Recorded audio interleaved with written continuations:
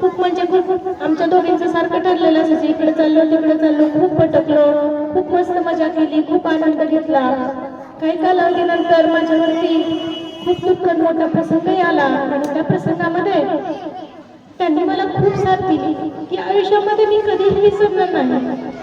आणि त्यांच्या स्वभावाबद्दल तर आता कदम मॅडमने तुम्हाला सांगितलं की अतिशय शांत, मनमिळावू, समंजस आणि त्यांच्या सानिध्यात जाणारा माणूस सुद्धा थोडासा राग विसरून जातो आणि तो पण शांत होतो।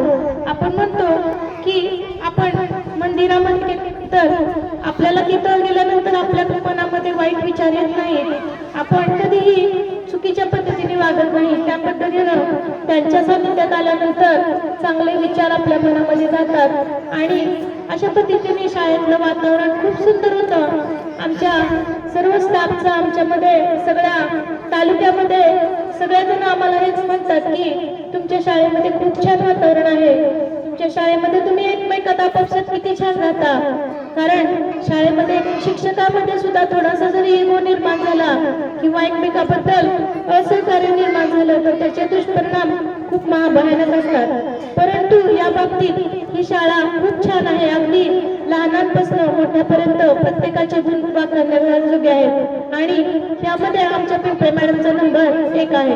अतिशय शांत, दारवी, मुलांमध्ये खूप मिसळणाऱ्या आणि प्रत्येक वयोगटाच्या कुणीही शिक्षक असू दे, त्याचं वय कुठलंही असू दे, त्याच्याशी अगदी मनमिळावूपणे वागणार। अगदी साठे मॅडम होत्या तेव्हा सुद्धा अगदी प्रत्येक वेळेला आम्ही त्यांना मिठी मारून त्यांची भेट घेत असतो, तेव्हा एक तो स्पर्श असतो त्याच्यातनं ज्या भावना निर्माण होतात आणि त्या अतिशय आपल्याला मानसिक सुख देतात।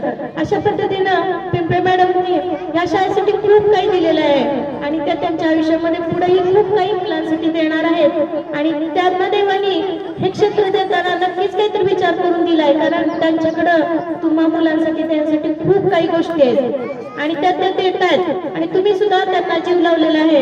या शाळेमध्ये आता येणं त्यांचं काही कार्यक्रमांनी होणारच आहे, कारण ते आपल्या केंद्रामध्येच आहे। आता त्यांच्यासाठी आपण रडणं म्हणजे आपण आपल्यापासून त्यांना दूर करणं आणि आता मी तुला विसरून जाते असं म्हणणं, असं मला वाटतं। मी तर ते त्या माझ्यापाशीच आहेत, आपल्या सर्वांपाशी आहेत आणि रोजच त्यांची आठवण आहे आणि रोजच आपण त्यांना बोलणार आहोत, काही ना काही आपण त्यांच्याबरोबर संपर्कात राहणार आहोत। फक्त व्यक्ती दूर गेली म्हणजे ती मनाने दूर जात नसते, मग आपल्या शेजारची व्यक्ती सुद्धा आपल्यापासून कोसो दूर असते, मनाने कोसो दूर असते, परंतु दूर राहिलेली व्यक्ती सुद्धा जेव्हा आपली मनं जुळतात तेव्हा ती आपल्याशी कनेक्ट असते आणि तसंच त्यांचं आमच्याशी असणार आहे। ते आम्हाला कधी विसरणार नाहीत, आम्ही त्यांना कधी विसरणार नाही आणि त्यांच्या पुढील भावी आयुष्याविषयी सदिच्छा देऊन मी माझे 2 शब्द संपवतो। धन्यवाद।